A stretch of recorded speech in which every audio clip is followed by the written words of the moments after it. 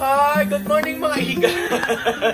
At ay nanonood sila at nag-request ang ate mo Joyce at magluluto ngayon tayo. Pasensya na kayo dun sa aking boses kasi nagkaroon ako ng TMJ at ayan, nilagyan ako dito ng parang ayan, parang brace na splint ang tawag nila dyan. So, ayun na nga. So, medyo hirap tayo magsalita ngayon at magluluto ngayon tayo ng breakfast. Very simple breakfast but masarap. So, ito nagluluto ako ng ham, spam. Ayan, magluluto tayo ng spam, may itlog. At nakabili kami nito. Masarap daw to eh. Ayan o.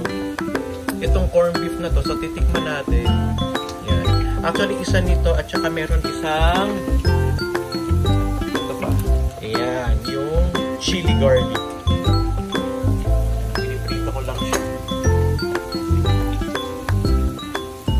So, ito pala yung aking spam na ginamit. Founders. Yan.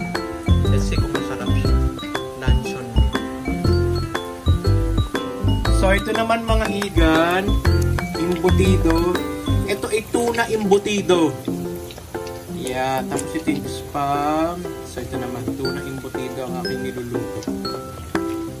Sarap ng breakfast. So ito guys, nagprito na ako ng sarsyadong itlog. At ngayon, minatira kasi kaming ito, yung kanin sa Jollibee, isasangag ko siya. So yan, tapos yung corned beef naman ang susunod natin. Yan, nagigisa ko lang siya. So ito yung pinagprituhan ko ng itlog, dyan ko na rin siya isasangag yung kanin.